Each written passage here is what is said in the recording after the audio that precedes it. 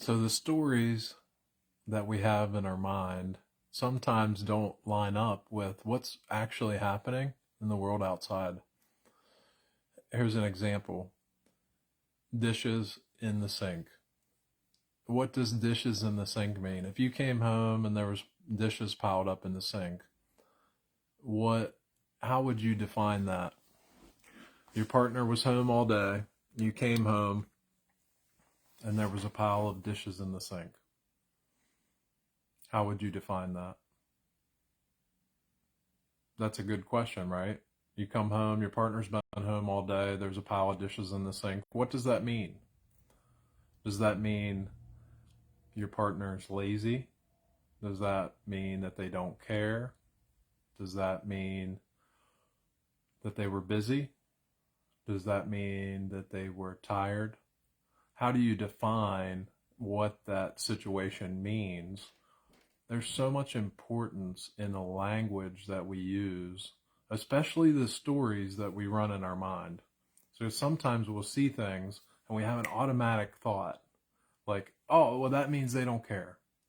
Well, that means they're not thinking of me. Oh, that means the meaning to things that we give is so important for the emotions that come up. And that's for all things in our lives.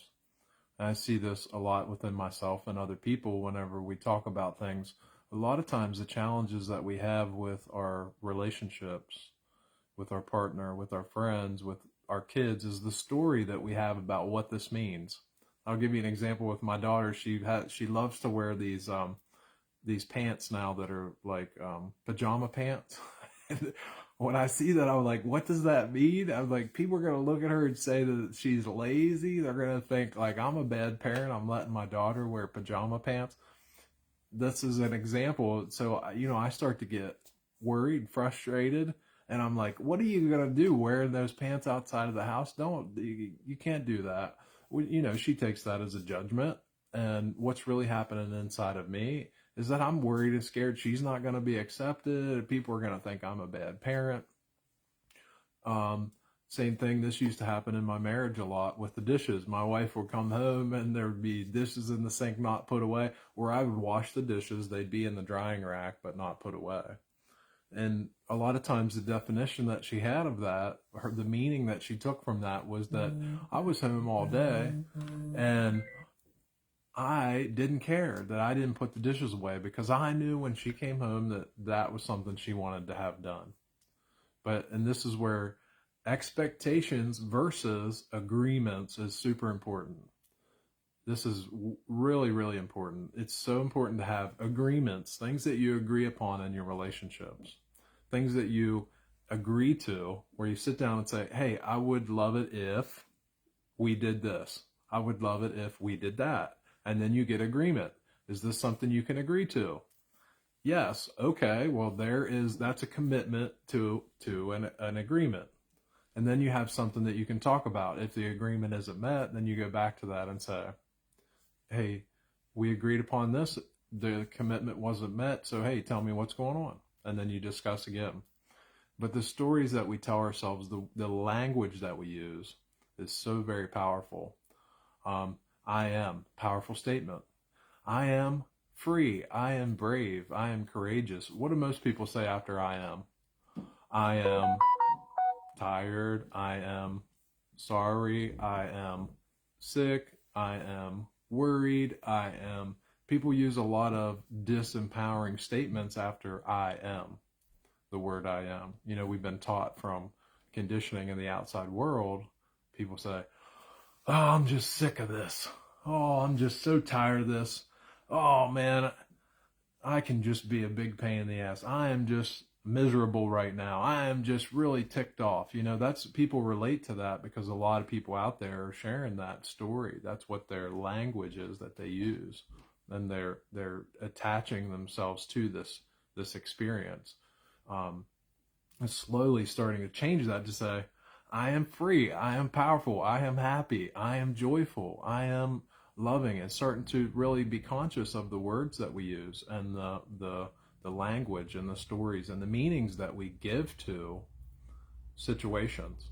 because the meaning that we give to the situation is a lot of times way more powerful than the situation itself. Because say you could have 20 people that see one situation and everybody's like, wow, that was great. And then you have the one person, like with this live video, some people would say, oh, this is a great live video. And then you have the one person and be like, what are you telling me that you can just make up your life however you want and that the life isn't terrible and like things aren't horrible? What are you trying to tell me? It just depends on the story of how you define this.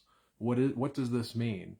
Does this mean that I'm just trying to get something from you? I'm out here and I want to share this so I can get you as a client. Does this mean that I'm serving you, that I'm loving you, I'm giving you information that can be valuable and help you and change your life forever?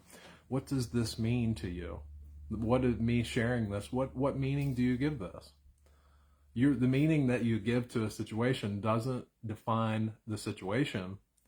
It defines your perspective of the situation. It defines your state. Because if we're in a negative state and something happens, guess what we're going to see? We're going to be like, this sucks, right? We're going to say, oh, this is terrible, this is horrible, ah, la, la, because we're in a down state. If I don't eat all day and I didn't get much sleep and people were coming to me at work with a lot of challenges and negative opinions, and I watch the news for 3 hours, and then then I come home and I'm like down, right, because of taking in all this information. And then my partner comes to me and says, hey, why didn't you do the dishes? I'm like, screw you, you don't know what's going on. Then we can get into that state where we're like, what do you mean? You don't even care about me? You're talking about the dishes and you don't even understand the frustration that I'm going through in this moment. So there's a lot of things to unpack there, but it's just taking a look at our lives in a different way and changing the meaning of what does this mean? What does this mean? Because maybe to 20 people, they might look at the dishes in the sink and say, oh, well, my partner is really, maybe they're really tired. I hope everything's okay. And then other people would look at it and be like, I can't believe they didn't do those dang dishes. What the heck is wrong with them?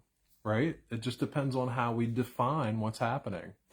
And when we define things as life happening to us, as a painful situation to us, and we go to the other person as it was an offense towards us and it wasn't, guess what? That breaks trust.